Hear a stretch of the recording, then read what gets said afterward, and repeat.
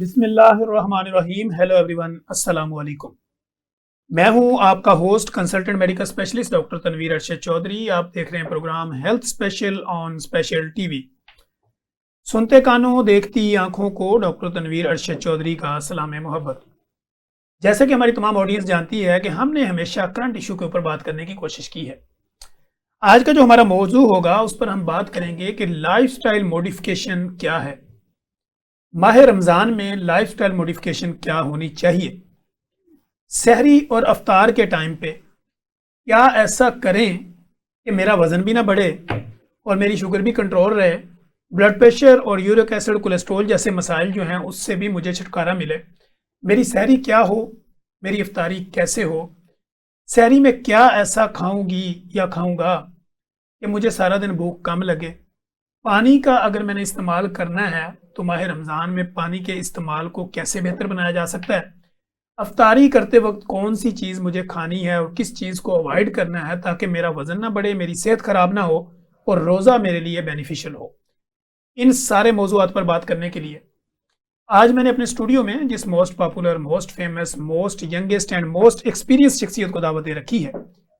मेरे साथ स्टूडियो में तशरीफ़ रखती हैं डॉक्टर अमरीन हैदर, जो कि लाइफस्टाइल जो मेडिसिन है उसकी स्पेशलिस्ट हैं और दुनिया से नॉलेज इकट्ठा किए हुए, अपना एक्सपीरियंस लिए हुए हमारे साथ स्टूडियो में मौजूद हैं।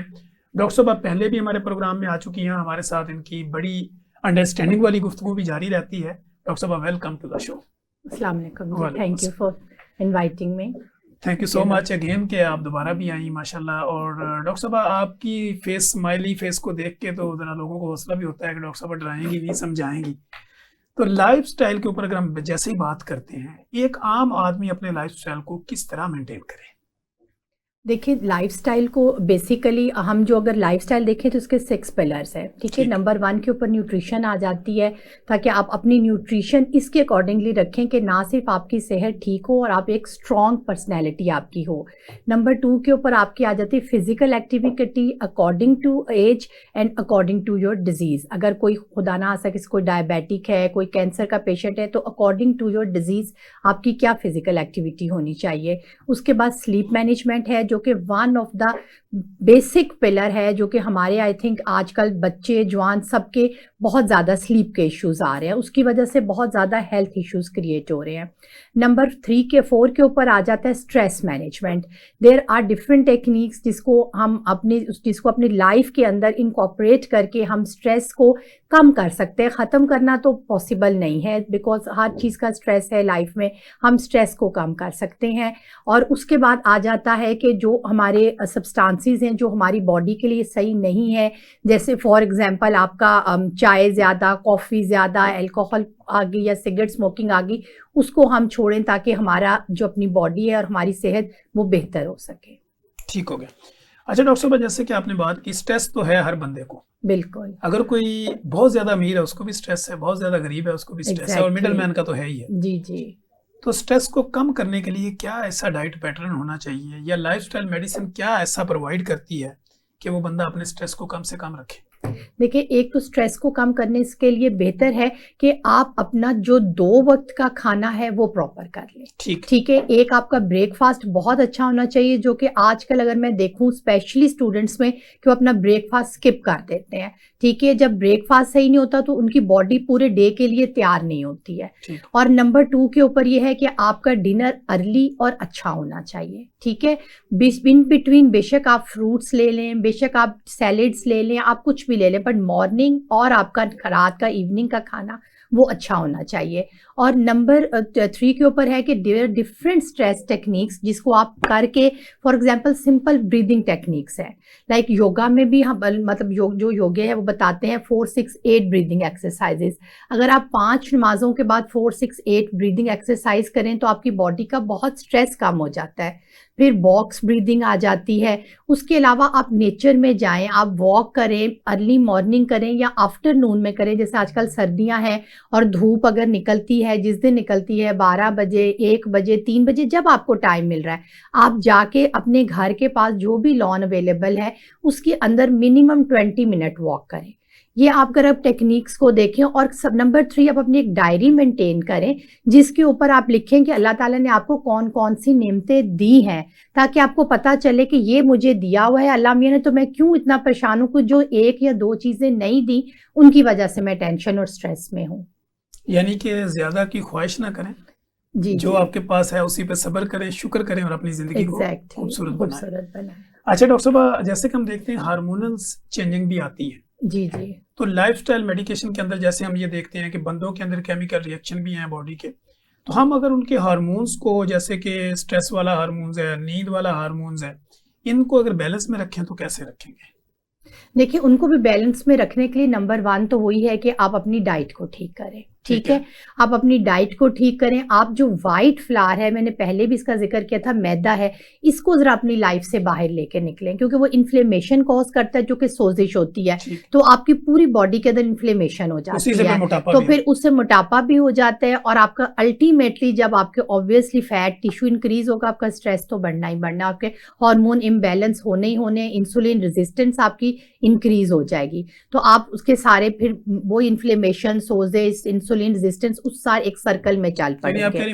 वो जितने भी हैं वो आप उनको छोड़ें। ठीक है, और आप जितना ट्राई करें कि जो नेचुरल ऑर्गेनिक चीजें जहां जहां से आपको अवेलेबल हैं, आप वो अपनी लाइफ में इनकॉर्पोरेट करें, जिसमें आप ड्राई फ्रूट्स, जैसे आजकल मौसम बहुत अच्छा है, फ्रूट्स जिसमें आजकल नंबर 1 के ऊपर ऑरेंजेस आ जाते हैं। ठीक है, और इजीली अवेलेबल हैं और बिल्कुल नॉर्मल प्राइस में अवेलेबल हैं, जो कि हर बंदा अफोर्ड कर सकता है, चाहे वो अमीर है चाहे वो गरीब है, वो अफोर्ड कर सकता है। वो आप अपनी लाइफ के अंदर लेके आए।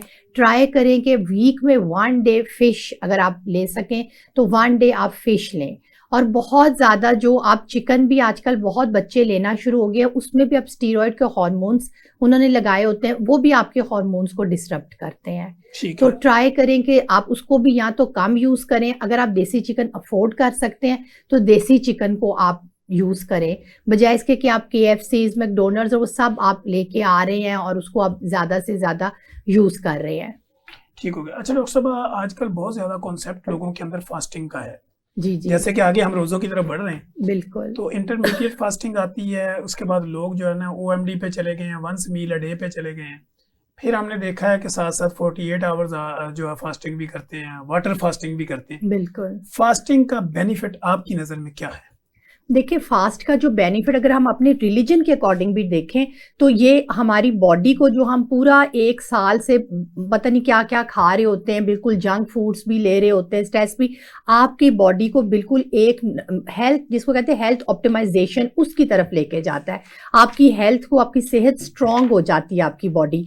तो रोजे का सबसे मेन जो फायदा है वो तो आपकी बॉडी को स्ट्रांग करता है, आपकी बॉडी को लेके चलता है। अगर आप अपने रिलीजन के अकॉर्डिंगली भी आप फास्ट करते हैं तो वो भी आपके लिए सबसे मेरे ख्याल से नंबर 1 पे बेनिफिशियल वही है, बजाय इसके कि आप इंटरमीडिएट फास्टिंग OMD उस पे लेके चले। हाँ, अगर कोई पेशेंट है, जैसे डायबिटिक है, हाइपरटेंसिव है, कैंसर पेशेंट है, थायराइड पेशेंट है, और वो अगर OMD या इंटरमीडिएट फास्टिंग पे जा सकते हैं, तो उसके कुछ और हेल्थ इश्यूज भी क्रिएट हो सकते हैं। आप करें, फास्टिंग करें, बट अपनी अकॉर्डिंग टू योर बॉडी और अकॉर्डिंग टू योर डिजीज करें। ये नहीं कि आपने टीवी और मीडिया पे पढ़ लिया कि जी 1 मील अ डे OMAD में ले लूं या मैं इंटरमिटेंट शुरू कर दूं, उसको नहीं करना, अपने अपने अकॉर्डिंगली शुरू करनी है, और वो भी अपने कंसल्टेंट के साथ मशवरा किए बगैर, बिल्कुल डॉक्टर से नहीं करनी। जी जी। अच्छा डॉक्टर साहब, जिस तरह हम ये कहते हैं कि सेल्फ मेडिकेशन नुकसान देती है, इस तरह सेल्फ डाइट भी नुकसान देती है? सेल्फ डाइट भी नुकसान देती है। आजकल तो बहुत ज़्यादा मेरे पास पेशेंट आ रहे हैं, जैसे आपने अभी इंटरमिटेंट फास्टिंग की बात की, बहुत पेशेंट आ रहे हैं, वो ये कह रहे हैं कि जी हम जो कि 1 मील अ डे ले रहे हैं, और हम ना मॉर्निंग के अंदर ना 2 चम्मच या 3 चम्मच प्रोटीन पाउडर्स ले लेते हैं। ठीक है। और बहुत पेशेंट ऐसे हैं जो खुद टेस्ट भी, आप सिर्फ सेल्फ मेडिकेशन कह रहे हैं, वो सेल्फ टेस्ट भी करवा के आते हैं, और फिर उनका क्रिएटिनिन और सब कुछ जो है ना बढ़ा होता है, यूरिया वगैरह, तो वो फिर जब उनसे इंक्वायरी करते हैं फर्स्ट अटेम्प्ट में, वो आपको नहीं बताते, काफ़ी हिस्ट्री हमें लेनी पड़ती है, उसके बाद वो हमें इन्फॉर्म करते हैं कि जी मैं तो सुबह शाम प्रोटीन पाउडर्स भी ले रहा हूँ। ठीक है। तो आपका अगर पहले से ही जैसे यूरिनरी ट्रैक्ट इन्फेक्शन, किडनी का इश्यू है, तो आपने खुद से नहीं लेना शुरू कर देना, आपने according to your doctor consult करके फिर आप लें उनसे, और अपनी डाइट भी उसके अकॉर्डिंगली लें। ये नहीं कि अब आप डायबिटिक नहीं हैं या आप डायबिटिक हैं और आप एक उस बंदे को देखें जो कि जिम में आ रहा है और ये डाइट लेके बहुत पतला हो गया है और मैं भी कर लेता हूँ और फिर रात को आप फेंट होके गिरे हों। बिल्कुल ऐसे ही है। डॉक्टर साहब, हाइपोग्लाइसीमिया के बड़े केस आजकल रिपोर्ट होते हैं कि जिन लोगों की शुगर लो हो जाती है वो क्या ऐसा करें कि हाइपोग्लाइसीमिया से अपने आप को बचा सकें? देखिए, एक तो डाइट अपनी नॉर्मल रखें, ठीक है, और नंबर 3 आप अपने पास कुछ ऐसी चीजें बजाय इसके कि मीठा कोक, आजकल लोग क्या करते हैं हाइपोग्लाइसीमिया हो गया तो स्प्राइट पी लेंगे जी, कोक पी लेंगे, ये नहीं। आप अपने पास डेट्स रखें, ठीक है। आपको अगर हाइपोग्लाइसीमिया है और आप कुछ फास्टिंग या कुछ आपका डाइट फॉलो कर रहे हैं तो date shake is one of the best option. आप 3 डेट्स ले लें, उसके अंदर डार्क चॉकलेट थोड़ी सी डालें, दूध थोड़ा सा लें, उसको डेट शेक बनाएं, वो आप लें, वो आपको हाइपोग्लाइसीमिया से बहुत ज्यादा बेहतर करेगा। उसके अलावा जो नेचुरल फ्रूट्स हैं वो आप यूटिलाइज करें, बजाय इसके कि आपने मिठाई या 7 अप या इस तरह की चीजें जो है ना हाइपोग्लाइसीमिया के अटैक में लेना शुरू करती हैं। ठीक हो गया। डॉक्टर साहब, जैसे कि माह रमज़ान आ रहा है, माह रमज़ान के अंदर रोज़ों में शुगर के मरीज़ अपनी डाइट को सहरी और इफ्तारी में किस तरह मेंटेन करें? देखिए, अगर आप बेसिकली आप डायबिटिक पेशेंट को नहीं भी लें, अब जनरल पेशेंट को भी लें, तो हमारी सहरी और अफ्तारी का जो हम सहरी करते हैं उसके 3 बेसिक पॉइंट्स होने चाहिए। नंबर पॉइंट ये होना चाहिए कि हम जो कुछ भी खा रहे हैं वो हमें तवानाई एनर्जी दे।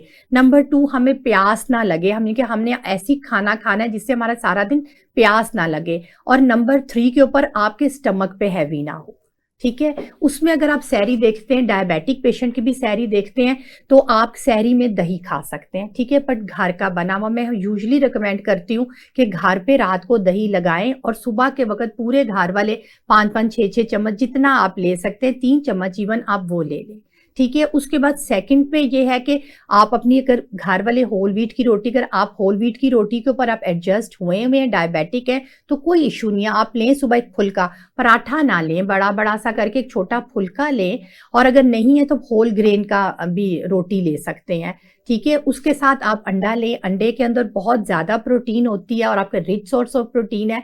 तो अगर आप डायबिटिक हैं तो आप कोशिश करें कि आप वेजिटेबल ऑमलेट बनाएं, जिसमें आप स्पिनिश डाल सकते हैं, पालक आजकल बहुत अच्छी आ रही है, इजीली अवेलेबल है, अभी फसल उतरी है, पालक डाल लें आप उसके अंदर जिंजर डालें, क्योंकि जो अदरक है वो एंटी इन्फ्लेमेटरी है और वो आपकी डायबिटिक की भी जो इन्फ्लेमेशन है उसको कम करेगा। आप जिंजर डालें, उसके बाद आप हरा प्याज डाल सकते हैं। अगर आपको बहुत अच्छे लगते हैं मशरूम तो मशरूम भी थोड़े से डाल सकते हैं, जो कि एंटी इन्फ्लेमेटरी भी हैं, डायबिटिक के लिए भी और बाकी लोगों के लिए भी बहुत अच्छे हैं। अब एक अच्छा वेजिटेबल ऑमलेट ना कि आप अपने फुल्के के साथ वो लें, ठीक है। उसके अलावा आप ये कर सकते हैं कि जैसे आप उठे हैं, सहरी के लिए उठे हैं, आज कुछ थोड़ा टाइम है, आप रात को थोड़े से चिया सीड जो है ना, वो 1 चम्मच चिया सीड आधे ग्लास पानी में जो है ना वो डाल के सोक करके छोड़ दे। सुबह उठ के उस गिलास को आप फुल कर लें। अगर आपका दिल चाह रहा है तो हनी या लेमन डाल के वो चिया सीड आप सुबह पी लें। वो प्रोटीन की भी सोर्स है, आपके स्टमक को भी ज़्यादा वो नहीं हैवी नहीं करेगा और आपको एनर्जी भी प्रोवाइड करेगा। और अगर आप इसके अलावा, ये तो रोटी और वो आपने ले लिया, उसके अलावा अगर आप सैलेड लेते हैं, जैसे गाजर और खीरा आजकल बहुत अच्छा आ रहा है, वो आप लेते हैं तो आपको फाइबर भी मिलेगा। सालन में अगर आप जाना चाह रहे हैं, अगर आप किसी दिन अंडा नहीं लेना चाह रहे हैं तो आप ये कर सकते हैं कि आप, ठीक है, जो रात का आपका सालन बना है आप वो सालन ले सकते हैं, पर नंबर 1 एक तो घी उसमें कम से कम डालें, ठीक है, और कोशिश करें ज़्यादा वेजिटेबल वाला सालन ले, ताकि आपकी इंसुलिन स्पाइक्स ज़्यादा सारा दिन नहीं रहेंगी उससे।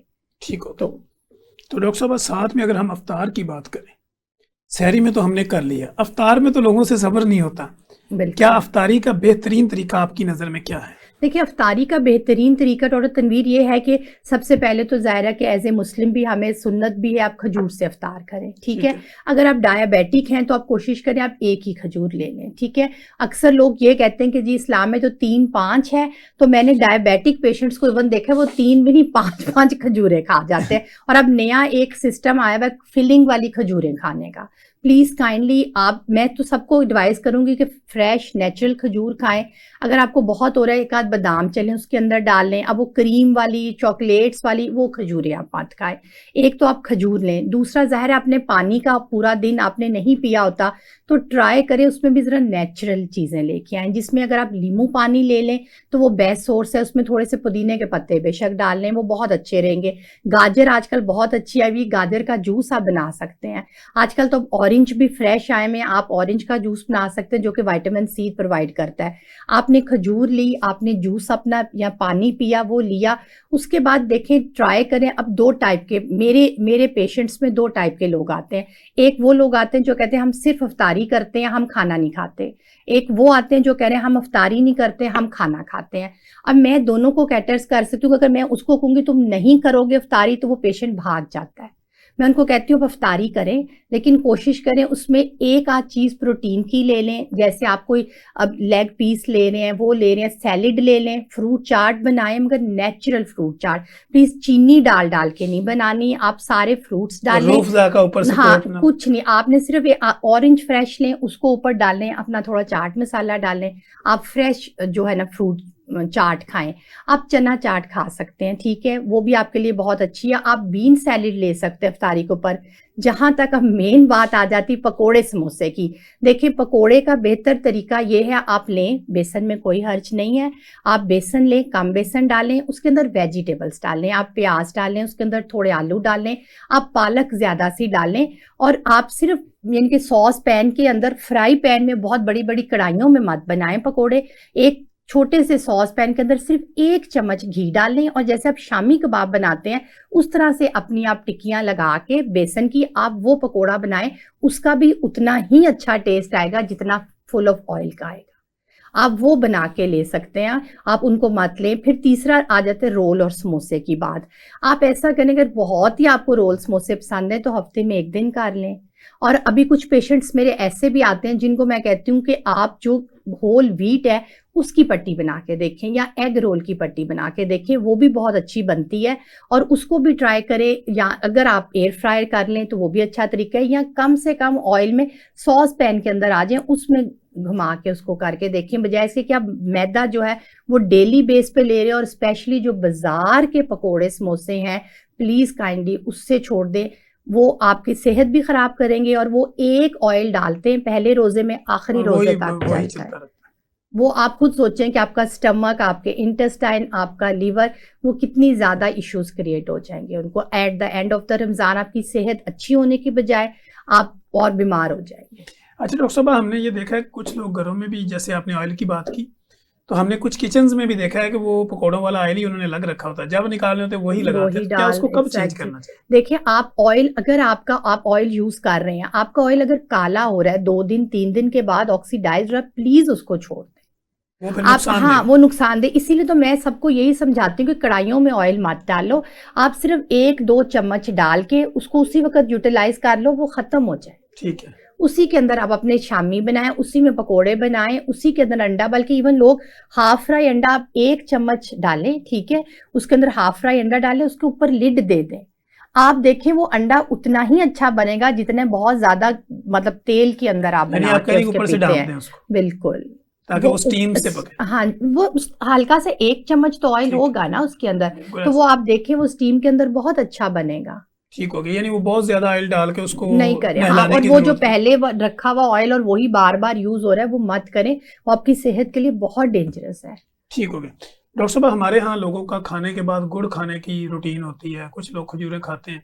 मीठा खाना खाने के फौरन बाद आपकी नजर में कैसा है? देखिए, अगर खाने के फौरन बाद आप मीठा खाते हैं तो आपकी इंसुलिन स्पाइक ज्यादा हो जाती है। ठीक है, ठीक है। डायबिटिक्स को तो बिल्कुल भी नहीं खाना चाहिए। अगर डायबिटिक पेशेंट को, या आप बहुत ही अच्छा लग रहा है, या तो आप आधा घंटा खाने से पहले ले लें, या अगर आपको बहुत अच्छा लग रहा है तो कम से कम खाने के आधे घंटे बाद लें। ठीक है। आप खाना खाते हैं, ऑब्वियसली आपकी इंसुलिन स्पाइक आती है, ठीक है, स्पेशली अगर आपने कार्बोहाइड्रेट्स बहुत ज्यादा लिए हुए हैं तो अगर आपकी प्रोटीन डाइट है चलें तो फिर भी कुछ बनता है कि आप थोड़ा सा बाद में ले लें। तो आप ट्राई करें कि कोई कम से कम आधे घंटे के बाद ले लें। ठीक हो गया। और डॉक्टर साहब, खाना या सहरी या अफ्तारी उसके फौरन बाद चाय, कॉफ़ी या इस तरह की चीज़ों का लेना ये कितना नुकसान है? देखिए, अब अगर आप खाना भी इफ्तारी का, जैसे हम कुछ लोग, आपको मैंने कहा खाना खाना चाह रहे होते हैं, वो तो खजूर और वो लिया और खाना खा लें, अपना जो नॉर्मल घर का बना हुआ खाना। तो चाय और कॉफ़ी जो है ना, उसको भी प्लीज़ काइंडली 15-20 मिनट के बाद लें, क्योंकि चाय के अंदर होते हैं टेनिन्स। वो आपके जितने आपने खाना खाया ग़िज़ाइयत, उसमें जो मिनरल और कैल्शियम्स होते हैं, वाइटामिन, उसके साथ बाइंड कर जाते हैं। तो आप सोचते हैं कि हमने तो इतना अच्छा खाना खाया है, फिर भी मुझे कैल्शियम की डेफिशिएंसी हो गई है, मैग्नीशियम की डेफिशिएंसी हो गई है, तो वो आपके तो टेनिन्स अपने साथ लेके चला गया बाहर।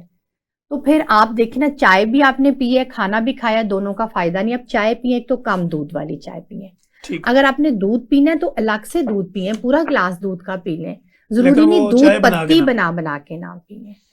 जी नाज़रीन, कहीं मत जाइएगा, हमारे साथ रहिएगा। यहीं पे वक्त हुआ एक ब्रेक का। ब्रेक के बाद जब हम आएंगे तो डॉक्टर अमरीन हमारे साथ मौजूद होंगी, मज़े की गुफ्तगू जारी रखेंगे।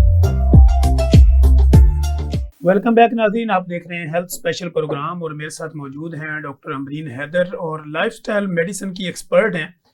और हम कोशिश कर रहे हैं कि लाइफस्टाइल ही आजकल जो है वो लोगों का असल मसला है, और उसी मसले को लाइफस्टाइल के थ्रू ही कैसे हल किया जा सकता है, इसी पर हम गुफ्तगू जारी रखे हुए हैं। अच्छा डॉक्टर साहब, रोज़ों में वज़न बढ़ने की वजूहात क्या होती हैं? देखिए, रोज़ों में नंबर 1 के ऊपर तो डाइट है। लोग सहरी इतनी ज़्यादा करते हैं कि उनको लगता है कि पता नहीं सारा दिन मुझे चक्कर ही ना आते रहे, मेरे शुगर लेवल ना लो हो जाए। आप सिर्फ उतना खाएं जो आपकी सेहत के लिए अच्छा हो और आपके स्टमक को डिस्टर्ब ना करे, जिसको हम कहते हैं मैदे के ऊपर भारी ना हो। ठीक है। और नंबर 2 बात कि टोटल सेडेंट्री बिहेवियर होता है। लोग रात को, ठीक है, आप इबादत, ज़ाहिर है हम रमज़ान का महीना है, सब तरावी भी पढ़ते हैं, इबादत भी करते हैं, आप उस वक्त सो जाएं, आप सुबह थोड़ा सो जाएं, उसके बाद लोग एक्सरसाइज नहीं करते, टोटल सेडेंट्री हो जाते हैं पूरा दिन। कि हमने एक्सरसाइज किया तो ये ना हो हमें चक्कर आए, हमारा शुगर लो ना हो जाए। मेरे जो अपना एक्सपीरियंस में, मैंने आज तक एक सिंगल बंदा नॉर्मल हेल्दी नहीं देखा जो कि सिर्फ अच्छी नॉर्मल अगर सहरी करे और उसको शुगर लेवल लो हो या वो गिर जाए। ये एक सिर्फ साइकोलॉजिकल इश्यू है जो कि हमें फील होता है कि हमें ये ना हो जाए। ठीक है। आप एक्सरसाइज करें, अगर आपने एक्सरसाइज नहीं करनी तो कम से कम आप वॉक जरूर करें। अगर आपने रोजा रखा हुआ है, आपकी बॉडी पे वैसे ही पॉजिटिव इफेक्ट होते हैं। अगर आप एक्सरसाइज भी करेंगी तो आपके मसल स्ट्रांग होंगे, आपकी बॉडी जो है ना वो, यानी कि आइंदा फ्यूचर में जो डिजीजेस हैं उनको फाइट करने के लिए अपने आप को तैयार करेगी रोजे के अंदर। तो आप कम से कम 30 to 40 मिनट वॉक करें, बेशक असर के बाद कर लें, जोहर के बाद कर लें, जब आपको टाइम मिल रहा है। रात को आपने इफ्तारी की है या आप तरावी के लिए अगर जा रहे हैं तो आदमियों के लिए तो बहुत अच्छा मौका है कि मस्जिद पैदल चल के जाएं, ताकि वो उनकी वॉक हो जाएगी। और फीमेल्स भी कोशिश करें जिस टाइम पे भी उनको हो रहा है वो करें। अगर आप एक्सरसाइज 30 मिनट कर सकते हैं तो लाजमन एक्सरसाइज करें। आप अर्ली, मतलब जोहर से पहले एक्सरसाइज कर लें, किसी का शुगर लेवल लो नहीं होगा और ना ही मोटापा होगा, जिसकी तरफ सब आफ्टर रमज़ान चले जाते हैं। तीसरी बड़ी बात, वही डाइट, जो तली हुई चीज़ें, हाई फ्राइड चीज़ें और बहुत ज़्यादा वाइट फ्लावर वाली चीज़ें खाना शुरू हो जाते हैं एकदम से, उनसे परहेज करें। अपनी हेल्थ को, अपनी सहरी और इफ्तारी को हेल्दी चीज़ों की तरफ लेके चलें। ठीक हो गया। डॉक्टर साहब, फैट और रमज़ान में फैट को शिकस्त कैसे दें? देखिए, रमज़ान में फ़ैट को शिकस्त इस तरह से ही दें कि आप अब जो भी इनकॉर्पोरेट कर रहे हैं, अगर आप अपनी सहरी में भी कर रहे हैं और अगर इफ्तारी में कर रहे हैं, तो आप कोशिश करें नेचुरल डाइट, जिसमें फ्रूट्स आ जाते हैं, एग आ जाता है, फिश आ जाता है, इन चीज़ों को ज़्यादा लेके आएँ। ठीक है। अगर आप, ये नहीं है कि अगर आपने इफ्तारी में सिर्फ खजूरें खाई और बाद में आप 2-2 पराठे खा रहे हैं, आप सहरी पे 2-2 पराठे खा रहे हैं, फिर आपको पराठे खाने से भूख भी ज़्यादा लगेगी। अब तली हुई चीज़ें, घी वाली चीज़ें, शुगर वाली चीज़ें, बहुत से लोग शुगर की चीज़ें भी खाना शुरू हो जाते हैं, वो भी आपकी फैट इंक्रीज होगी। आप इन चीज़ों के से परहेज करें तो आप जो है ना वो फैट से जो है ना वो छुटकारा पा सकता है, आपसे दूर रह सकते हैं।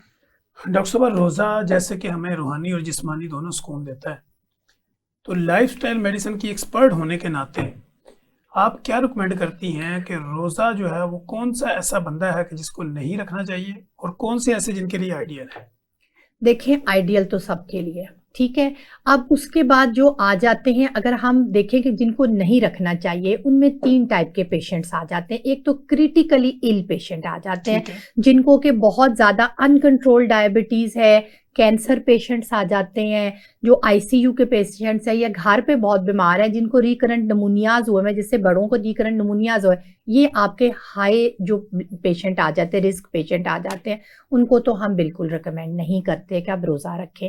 एक उसके बाद सेकंड कैटेगरी आ जाती है, जो कि थोड़ा सा पहले बीमार हुई थी, अब रिकवर कर रहे हैं, उनको हम कहते हैं कि आप रख के देखें। ठीक है, अगर आपसे रखा जाता है और आपको कोई हेल्थ इशू नहीं आता, तो आप इसको आप कंटिन्यू कर सकते हैं। ठीक है, उसके बाद थर्ड कैटेगरी के अंदर आ जाते हैं पेशेंट जो कि डायबिटिक हैं, बट कंट्रोल डायबिटीज़ है, हाइपरटेंसिव है मगर कंट्रोल्ड है, थायराइड है या कोई इशू है, हर चीज़ उनकी कंट्रोल चल रही है, वो अपने कंसल्टेंट के साथ जो है ना वो कंसल्ट करें बिफोर रमज़ान, और अपने टेस्ट करवाएं ताकि उनको पता चले वो कहाँ स्टैंड कर रहे हैं, और फिर वो रखें। और उसके बाद जो आइडियल पेशेंट्स हैं, यानी कि बच्चे आ गए, जो जवान पेशेंट्स आ गए, इवन आपका बहुत ज़्यादा वर्किंग लेबर क्लास भी है या डॉक्टर्स हैं, वो कन्वीनियंटली अपना रोज़ा रख सकते हैं। ठीक हो गया। डॉक्टर साहब, जैसे कि लोगों के माइंड में एक चीज़ चल रही होती है कि रोज़ों से मुझे कमज़ोरी हो गई, क्या रोज़ा कमज़ोरी करता है? नहीं जी, रोज़ा बिल्कुल आपको कमज़ोरी नहीं करता। आप एक सही तरीके से रोज़ा रख के देखें, रोज़ों के बाद आप खुद कहेंगे कि मेरी बॉडी ज़्यादा स्ट्रॉन्ग हो गई है। देखिए, आप जो स्पेशली ऑफिसेज़ में या हॉस्पिटल्स में 4-4 दफ़ा चाय पी रहे हैं, अब रोज़े में तो 2 ही कप पिएंगे ना, या चलें बहुत अगर आप कर रहे हो तो 3 कप आप पी लेंगे, इससे ज़्यादा पी ही नहीं सकते हैं। ऐसे ठीक है, आपकी कैफ़ीन आपकी कम हो जाएगी। आपकी अगर सहरी आप अच्छी करते हैं ताकि मेरा रोज़ा अच्छा गुजर जाए, मैं सारा दिन स्ट्रॉन्ग फील करूं, तो वो भी आपका जो है ना आपको स्ट्रॉन्ग बनाता है। इसमें अगर आपने सहरी के टाइम पे पराठे खाएं, और अब जो नया रवाज फैशन शुरू हुआ हुआ है कि आपने सहरी भी होटलों में जाके करनी है जी, सहर पार्टियां भी हो रही हैं, और उसमें आप अफ्तार बहुत ज्यादा पार्टी में। जंक भी खा रहे हैं, अफ्तार पार्टियां भी हो रही हैं। मैं तो ये कहूंगी अगर आप सहर और अफ्तार पार्टी में मजबूरन भी जाना पड़ रहा है, तो वहां पर भी हेल्दी ऑप्शंस अवेलेबल है। बिल्कुल आप सर, ट्राई करें उनमें से हेल्दी ऑप्शंस को जो है ना वो करें, ताकि आपकी बॉडी स्ट्रांग रहे, आपको बाद में कमजोरी ना हो। बिल्कुल। डॉक्टर साहब, रोज़े में गले खराब होने से अपने आप को कैसे बचाएं? डिफरेंट हम देखते हैं इमाम साहबान के गले बहुत खराब हो जाते हैं। देखें जी, गले खराब होने का वही है कि आजकल तो वैसे ही खैर शुक्र है वो सर्दियां हैं, तो आप इतना ठंडा नहीं पिएंगे। एक तो वही ठंडा गरम खट्टा ज्यादा, बाजार के जो आप है जूसेस वगैरह वो आप लेना शुरू हो जाते हैं, ज्यादा तली हुई चीजें आप लेना शुरू हो जाते हैं। मैं तो बल्कि रेकमेंड करूंगी कि अगर आप लोग करें तो आप ऐसा करें कि आप इफ्तारी के बाद यानी कि नमाज पढ़ के आप यखनी ले सकते हैं, जो कि आजकल सर्दियां भी हैं, आपकी हेल्थ भी बहुत अच्छी रहेगी, और जो है ना आपका गला भी खराब नहीं होगा। ठीक है, उसके अलावा जो है ना आप जो फ्रेश हल्दी आई हुई है, हल्दी और जिंजर का कावा भी आप ले सकते हैं। फिर अगर आपका दिल चाह रहा है तो आप दाल का सूप भी ले सकते हैं, जो कि बहुत अच्छा है, जिसमें बहुत प्रोटीन की रिच सोर्स है, और वो भी आपकी सेहत के लिए बहुत अच्छी रहेगी। ये आप कहती है कि वो सहरी इफ्तारी दोनों में ले सकते आप सहरी इफ्तारी दोनों पे लेना चाहें तो बहुत ही अच्छी बात है, लेकिन अगर आप सहरी पे कम टाइम है या आप नहीं इतना लेना चाह रहे, तो आप इफ्तारी के ऊपर जो है ना आप इन 3 ऑप्शंस में से कोई ऑप्शन, यानी कि एक आपको मैंने यखनी बताई है और एक आपको मैंने बताया, और यखनी भी कोशिश करें खाली चिकन डाल के नहीं ले, उसके अंदर सब्जियां डालें, आप अदरक लहसुन डालें, प्याज डालें, एक आलू डाल दें, गाजर डाल दें, वो आपका एक वेजिटेबल सूप टाइप बन जाएगा, जिसमें प्रोटीन भी आ जाएगी, कार्बोहाइड्रेट भी आ जाएगी, आपके लिए बहुत अच्छा होगा। ठीक है। और अगर दाल का सूप पीते हैं वो भी बहुत अच्छा अगर है, अंडे डाल दें फैट प्रोटीन भी आ जाए। आप वो भी डाल दें, बिल्कुल बहुत अच्छी बात है। और अगर आप खाली वो ले रहे हैं अदरक और हल्दी का कावा भी पी रहे हैं, वो भी आपके लिए बहुत अच्छी, आपका गला खराब नहीं होगा। ठीक है।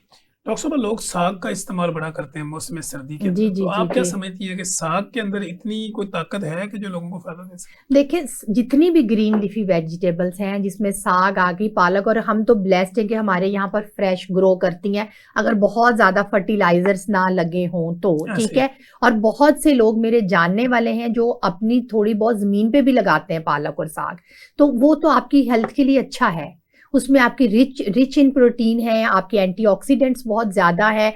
आप उसको पालक साग वैसे ही अगर बना के ले लें, हाँ मैं ये कहूँगी बहुत तड़के ज़्यादा लगा के ना लें, उसको कम थोड़ा ऑयल में तड़का लगाएं, या आप देसी घी में थोड़ा सा तड़का लगा लें, आप लें, वो आपके लिए सेहत के लिए अच्छा है। अगर आप ऑमलेट में भी डालना चाह रहे हैं पालक साग तो आप डालें, ज़रूर डालें। ठीक हो गया। डॉक्टर साहब हमारे यहाँ इनफर्टिलिटी बहुत बढ़ती जा रही है, बिल्कुल, बांझपन का बिल्कुल। बहुत ज्यादा मसला है। रोजा बांझपन वाले मरीज को कैसे फायदा दे सकता है? देखें बांझपन वाले मरीज का वही मसला है कि जो बांझपन का जितने इनफर्टिलिटी के पेशेंट्स ले लें, हार्मोनल इम्बैलेंस भी होता है और इन्फ्लेमेशन भी उनके अंदर होती है। ठीक है, अगर आप रोजा रखते हैं आप इन दोनों चीजों से दूर जा सकते हैं। ठीक है। ठीक है, जो मैं डाइट आपको बताई है, जो एक्सरसाइज अगर आप करते हैं, आप 5 वक्त की नमाज पढ़ते हैं, अगर आप नमाज के बाद अपनी स्ट्रेस को भी थोड़ा रिलीफ दें, एक तो नमाज पढ़े आराम से सुकून के साथ, कम अज कम रमज़ान के 1 महीने में आराम और सुकून से नमाज पढ़ ले, उसके बाद थोड़ी सी ब्रीदिंग एक्सरसाइज जाए नमाज पे बैठ के कर जाए, स्ट्रेस कम हो जाए, तो वो भी आपके हार्मोनल बैलेंस को और आपकी इन्फ्लेमेशन को कम करने में हेल्प आउट करेगा और at the end of the day infertility में हेल्प आउट करेगा। ठीक हो गया। डॉक्टर साहब कुछ लोग रात को जागते हैं, दिन को सोते हैं, इसका नुकसान और फायदा क्या है? देखिए, फायदा तो इसमें कुछ भी नहीं है अनटिल एंड अनलेस आपकी जॉब आपको अलाउ नहीं करती, जैसे एयर होस्टेस हो गई या नाइट ड्यूटीज हो गई। जब आप सूरह बकरा की तफसीर निकाल के पढ़े, उसमें अल्लाह ताला ने फरमाया कि मैंने रात किस लिए बनाई और दिन किस लिए बनाया। देखिए, दिन में सूरज की शुआएं आपका कॉर्टिसोल लेवल इंक्रीज करेगा ही करेगा। आप जितना भी रेस्ट कर लेंगे, काले कमरे में भी रेस्ट कर लेंगे, आप इसको अपने मैं हर बंदे को ऑफर करती हूँ, आप 2-2 दिन अपने आप को एक्सपेरिमेंट करके देखें। 2 दिन रात की अच्छी नींद लें, 2 दिन दिन को पूरा दिन सो के देखें, आप देखें आप कब फ्रेश फील करते हैं, आपकी बॉडी कब जो है स्ट्रांग फील करती है। तो अब वो दिन की नींद रात को पूरा नहीं कर सकती। आजकल बहुत से बच्चे ऑनलाइन काम कर रहे हैं। मेरे अभी भी आज भी सुबह एक पेशेंट आई हुई थी बच्ची के, मैं ऑनलाइन काम करती हूँ, उसके पूरे मसल स्टिफ हुए हुए थे और उसकी डाइट एक्सीलेंट थी, वॉक भी वो कर रही थी, जो at the end of the day मुझे पता चला कि वो दिन में ही जो 4 के घंटे सो रही है, रात को वो सोती ही नहीं है क्योंकि ऑनलाइन काम हो रहा है। ठीक हो गया, और वो सारा नुकसान देता है। अच्छा डॉक्टर साहब, हम जैसे कि आपने ये बात की कि जैसे रात दिन की हम बात कर रहे हैं, तो क्या ऐसा भी होता है कि जो हार्मोन्स बंदे की बॉडी रात को प्रोड्यूस करती है वो दिन में नहीं करती? बिल्कुल, क्योंकि देखिए रात को आपकी बॉडी एक रेस्टिंग फेज में जाती है, एक रीजनरेशन फेज में जाती है, आपका लीवर जो है वो रेस्ट करता है, आपके एंजाइमेटिक रिएक्शंस जो है वो एट इट्स बेस्ट होते हैं, आपकी स्लीप, आपके मेलाटोनिन हार्मोन रिलीज होता है जो कि आपको काम डाउन करता है। बिल्कुल ऐसे। अच्छा डॉक्टर साहब, आजकल ये भी देखा गया कि बच्चों में नींद के बड़े मसाइल हैं। माएँ आती है, मेरा बच्चा सोता ही नहीं, कोई दवाई लिख दे इसको ऐसी कि सो जाए। बच्चों के ना सोने की वजह क्या है और दवाइयाँ उस पर इफेक्ट कैसे करती हैं? देखिए, बच्चों के ना सोने की नंबर 1 के ऊपर वजह तो मीडिया है। ठीक है, आप वो ब्लू लाइट निकलती है आपके लैपटॉप से, आपके आईपैड से, आपके मोबाइल से। बच्चे जब तक सोते नहीं है वो छोड़ते नहीं है, अपना गैजेट्स नहीं छोड़ते, तो वो नींद तो डिस्टर्ब्ड रहेगी। आप यकीन करिए, आप कह रहे हैं नींद आती नहीं है, बच्चे सो भी जाते हैं, वो कहते हैं, वो माएँ कहती है फिर भी मतलब रेस्ट नहीं है, फिर भी इनमें एंग्जाइटी बहुत ज्यादा है, क्योंकि वो जो देख रहे होते हैं वो सोते में भी उनके माइंड में चलना शुरू हो जाता है, वो भी चलना शुरू हो जाते हैं। और ये बहुत ज़्यादा इतनी, यानी कि 12-12 साल, 18 साल का बच्चा, 21 साल का बच्चा एंटी एंग्जाइटी ले रहा है और आपका वो जो है ना बाकी ड्रग्स ले रहा है, तो मेरे ख्याल से तो पहले मैं डॉक्टर से भी रिक्वेस्ट करूंगी कि थोड़ी सी जो है ना मेलाटोनिन और थोड़ी सी उसकी डाइट ठीक करें, और कम से कम आप प्रिस्क्रिप्शन पे लिख के दें ताकि बच्चे को और उसके पेरेंट्स को पता चले कि 1 घंटा पहले आप जो है ना वो मोबाइल और गैजेट्स छोड़ दें सोने से पहले। और थोड़ा सा ये है कि कुछ बच्चे सेडेंट्री भी ज़्यादा हो गए हैं, आप उनकी लाइफ में थोड़ा सा, अब तो यूट्यूब के ऊपर बहुत ज़्यादा एक्सरसाइजेज अवेलेबल हैं, ऑनलाइन हो रही हैं। आप बच्चे को कहें कि चाहे शाम को ही फारिग हो रहा है, स्कूल के बाद फारिग हो रहा है, रात को फारिग हो रहा है, 30 मिनट्स 40 मिनट्स की ना एक्सरसाइज करें ताकि उसकी बॉडी जो है ना उसके मसल्स मूव करें, वो यूटिलाइज करें, थोड़ा सा उसके अंदर थकावट पैदा हो तो उसकी नींद बेहतर हो। ठीक हो गया। डॉक्टर साहब, ब्रेन गट कनेक्शन की बात की जाती है, तो कहा जाता है कि जो पेट है ये बंदे का दूसरा ब्रेन है। बिल्कुल। तो पेट की हालत को बेहतर कैसे बनाया जा सकता है, इंटेस्टाइन पावर को बेहतर कैसे करें? देखिए, इंटेस्टाइन पावर को बेहतर करने के लिए तो आप प्रो और प्रीबायोटिक्स लें। ठीक है, यानी कि आप दही का इस्तेमाल ज़्यादा करें। आप अपने खाने के साथ, जैसे हमारे बड़े बूढ़े थोड़ा अचार ले लेते थे, नींबू आजकल फ्रेश आए हुए, उसका थोड़ा सा माइल्ड सा, बहुत ज़्यादा नहीं, आप अचार उसका ज़्यादा लें, पानी कम से कम 8 गिलास पानी डे के पिए, ताकि आपका जो है स्टमक और इंटेस्टाइन उसकी हेल्थ जो है वो बेहतर रह सके। उसके बाद जो है ना आप देखें, जब आप इनकी अगर कॉन्स्टिपेशन जो है उसको रिजॉल्व करें, आप कॉन्स्टिपेशन को करें रिजॉल्व, फाइबर इनटेक अपना ज़्यादा करें। जब आपका फिर उससे इंटेस्टाइन और स्टमक की हेल्थ बेहतर होगी तो ऑल्टरनेटली आपकी ब्रेन हेल्थ भी बेहतर होगी। ठीक हो।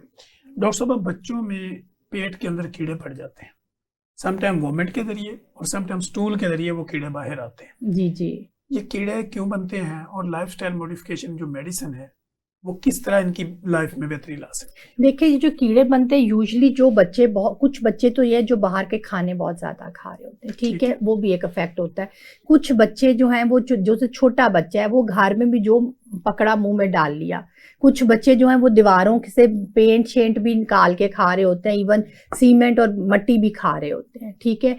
ये सारी चीज़ों को ज़रा बच्चे से थोड़ा दूर रखें आप, ठीक है। और दूसरी बड़ी बात ये है कि आप उसकी डाइट के ऊपर जो है ना वो ज़्यादा एम्फसाइज करें। जिन बच्चों के बनते हैं उनका फाइबर इंटेक ज़्यादा करें, उनके फाइबर इंटेक सुबह ब्रेकफास्ट से ही ज़्यादा करें। यूजुअली ब्रेकफास्ट पे आप दे देते हैं वाइट ब्रेड दे देते हैं, उससे उसको छोड़ दें, या तो आप होल व्हीट ब्रेड उसको दें।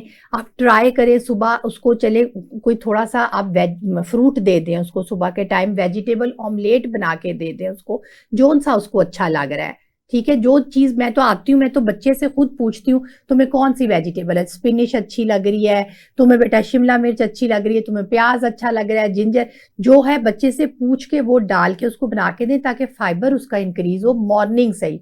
फिर दोपहर को भी कोशिश करें हर खाने के साथ सैलेड उसको थोड़ा बहुत दे। अगर छोटा बच्चा है तो बेशक आप उसको बॉइल्ड फॉर्म में दे सकते हैं, थोड़ा सौते करके वेजिटेबल दे सकते हैं। तो इसी तरह रात के टाइम पे भी उसका फाइबर ज़्यादा अच्छा रखें। आजकल बच्चे सिर्फ चिकन खा रहे हैं, अब वो चिकन ले रहे हैं, हाली चिकन है तो उसमें तो फाइबर नहीं आएगा ना, तो उसके साथ आप ऑल्टरनेट साथ फाइबर जरूर रखें। लेकिन अगर वो चिकन के साथ सब्जियां डाल दें तो फिर शायद फाइबर मिल जाए, फिर शायद नहीं, फिर यकीनन फाइबर मिलेगा। आप उसको बेशक सौते वेजिटेबल, क्योंकि यूजुअली कई बच्चे ऐसे नहीं पसंद कर रहे होते, आप सौते वेजिटेबल बना के उनको हल्का सा मतलब 1 चम्मच ऑयल डाल के उसको स्टिर फ्राई करके स्टीम में वो वेजिटेबल्स बना के आप उनको दे दें साथ, तो वो चिकन के साथ आप दे दें। डॉक्टर साहब, लोगों की यादाश्त बड़ी कमजोर होती जा रही है, यादाश्त को तेज करने का बेहतरीन तरीका क्या है? देखिए, जो बिल्कुल लेटेस्ट रिसर्च है वेल कॉर्नेल मेडिसिन की, और अभी हमारा सेमिनार हुआ था, उन्होंने कहा था कि आपके ब्रेन की हेल्थ के ऊपर नंबर 1 पे एरोबिक एक्सरसाइज है, ठीक है, और स्ट्रेंथ ट्रेनिंग है। आप जितनी उन्होंने पेशेंट्स लिए थे, आई थिंक वो 800-900 पेशेंट्स थे, और वो सब जो थे वो 40+ के पेशेंट्स थे जिनमें यूजुअली मतलब शुरू हो जाता है डिमेंशिया या यादाश्त की कमी। उन्होंने देखा है कि वो अगर 10 से 15 मिनट भी 3 days a week aerobic exercise करें तो वो उनकी यादाश्त और ये जो डिमेंशिया है वो कम हो सकता है। और उसके साथ ये है कि आप अपनी मिक्स ड्राई फ्रूट्स बेशक ले ले, वो उससे भी आपको काफ़ी इफेक्ट होगा। ठीक हो गया। डॉक्टर साहब, चाय का नुकसान क्या होता है और फ़ायदा क्या है? देखें, चाय का अगर आप देखते हैं स्पेशली ड्यूरिंग द विंटर्स, अगर आप देख रहे हैं तो ऑब्वियसली आपको चाय पीने से, ये तो आप कहते हैं ना जी हमारी बॉडी को बड़ा सुकून आया है, हीट अप हुई है, सब कुछ हुआ है, और एक हमारी हैबिट भी डेवलप हो गई हुई है। तो अगर आपने चाय पीनी है तो काइंडली चाय ही पिए, उसको चाय तक ही रखें, उसको दूध पत्तियों पे ना लेके जाए। अगर आप चाय ज़्यादा पीते हैं तो फिर आपका ये है, अगर दूध डाल के पीते हैं तो आपने जो खाना खाया हुआ है, और अगर रात का खाना भी खाया हुआ है तो वो भी टेनिन्स के साथ मिलके तो वो आपका जो है ना वो इंटेस्टाइन के थ्रू निकल जाता है। ठीक है, तो फिर आप उतनी लें जितनी कर सकते, और खाने के साथ चाय ना लें। ठीक हो गया। डॉक्टर साहब, अगर 3 चीजें मैं आपसे क्विक पूछूं, जूस या फ्रूट? फ्रूट। ठीक है। योगर्ट या कस्टर्ड? योगर्ट। ठीक है। और सैलड या फिर आपको आइसक्रीम या कोई स्वीट डिशेस? नहीं, ऑब्वियसली सैलेड। ठीक है। चाय या दूध? चाय आप पीना, देखिए इसमें मैं चाय या दूध नहीं कहूँगी, कुछ लोग चाय के बगैर नहीं रह सकते। चाय पीनी तो चाय ही पीनी है, फिर दूध पत्ती नहीं पीनी। अगर दूध पीना है तो दूध पिए फिर आप, यानी उसमें पत्ती ना डालें। हाँ, फिर पत्ती ना डालें। ठीक। ग्रीन टी और ब्लैक कॉफी, दोनों में से आपकी चॉइस क्या है?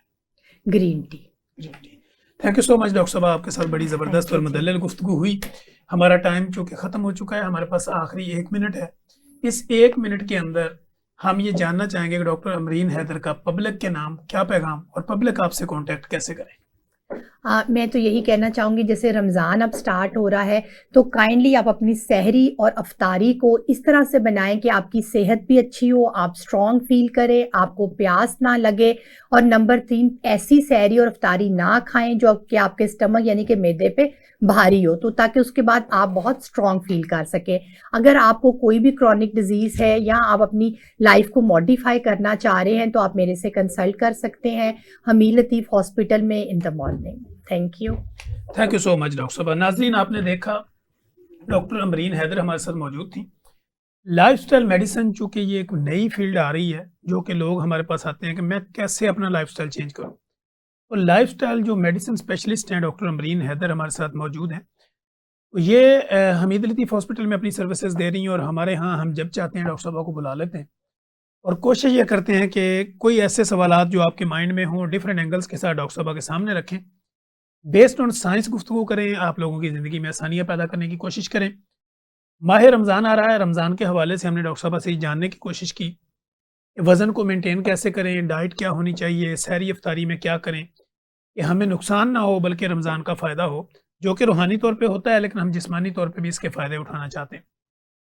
तो नाज़रीन, आपको हमारे इस प्रोग्राम से मुतल्लिक़ किसी भी तरह की कोई क्यूरी, कोई थ्योरी, कोई मशवरा आप हमें देना चाह रहे हो, कमेंट बॉक्स में आइए, नेगेटिव लिखें या पॉजिटिव लिखें, लेकिन ज़रूर लिखें। जब आप लिखते हैं हमारी रीच बढ़ती है, हमें अपनी इस्लाह का मौका मिलता है और हम कोशिश करते हैं कि आपके कमेंट्स को पढ़ के उनकी और आपकी दिए गए मशवरों को मद्देनज़र रखते हुए नेक्स्ट प्रोग्राम डिज़ाइन करते हैं और आपके उठाए गए सवालात को जवाब में कन्वर्ट करके आप लोगों तक पहुँचाने की भरपूर कोशिश करते हैं।